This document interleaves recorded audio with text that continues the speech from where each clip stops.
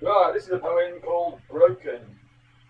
Mirror, mirror, off the wall, how did you come to drop and fall? With silver slivers of pointed glass, how did this moment come to pass? The telling crash of noise abound, a multitude of division found. Strewn across the slippery floor, you fell and now you are no more than a memory of what used to be, a reflection now you cannot see. She went out of a window, smashed her mind like a pane of glass. When she spoke, it was like sharp glass all around me. Her clear-cut logic cut deep with transparency. Disasters say so much, so clearly and precisely, but with such profound impact as to never to come out nicely.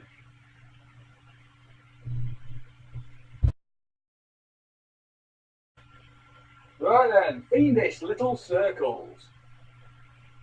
Following footsteps faintly in the snow, I've got the scent, I know which way to go.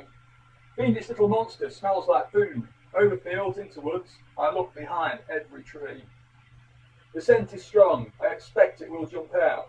I hear myself breathing whilst quietly looking about. Suddenly in my face, a smiling circle with a frown. I smack him over the head, terminally beat him down. Left in excited shock, I'm ready to eat, starting at the bottom with its candy-flavoured feet. I feel other monsters watching from afar, eyes blinking in the darkness, little bastards.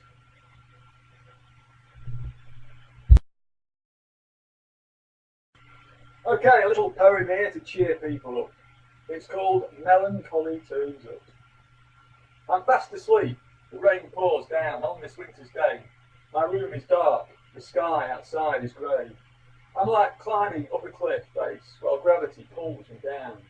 One jump, that's all it takes, just one slip to get me down. The icy ledge is my life, I'm feeling pretty cold. Dreaming I can feel my feet slipping from my hold. It's just another day, as I wake up I feel sad.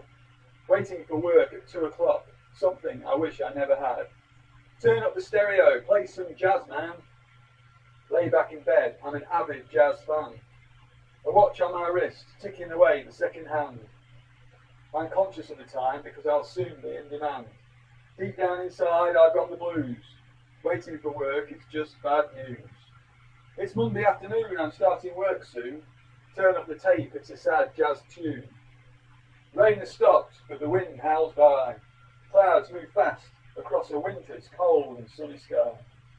I'm drinking cups of coffee, tasting pretty sour.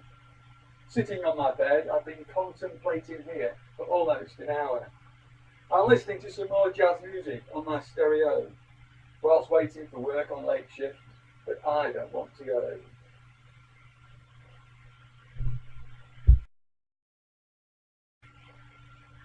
Right then, I've got a poem about work. It's called Sunday Night, Monday Morning. I get in bed from rain I hide, under covers deep inside, where I like to be, where my bed and I seem to agree. I'm tired, a physical state. A humming in my ears tells me I'm up too late. With legs like jelly, feet like lead, I feel I am the living dead. At around the midnight hour, there's a tapping on my window from the midnight shower. There's no one in the streets below, the cold is now beginning to show. It's winter time, but I'm feeling warm, although I'm not on top form. A manic Monday lies ahead, so in the meantime I'll savour this moment in bed.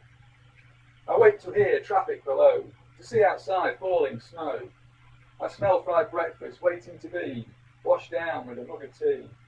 It's Monday morning, lazy and still. I'll ring up work, tell them I'm ill.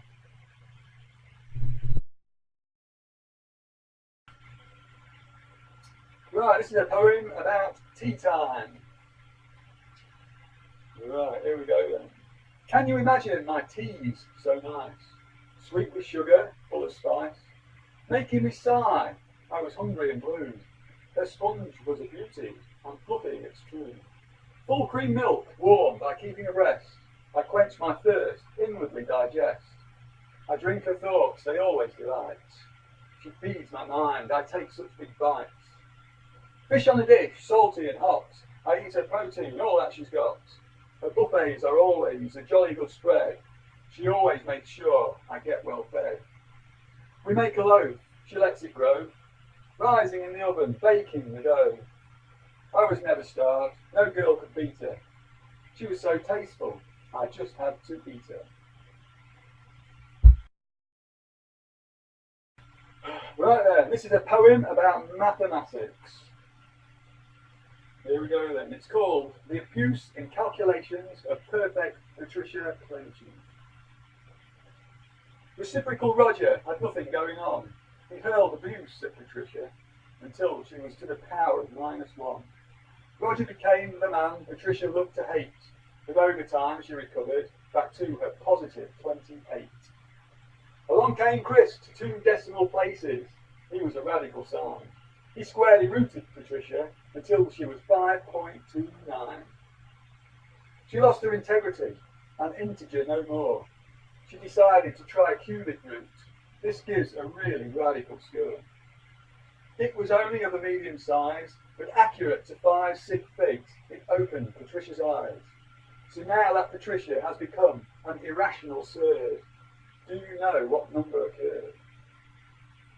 To 0.0001, to Patricia's horror, she found he was positively a relative error. But that's another one.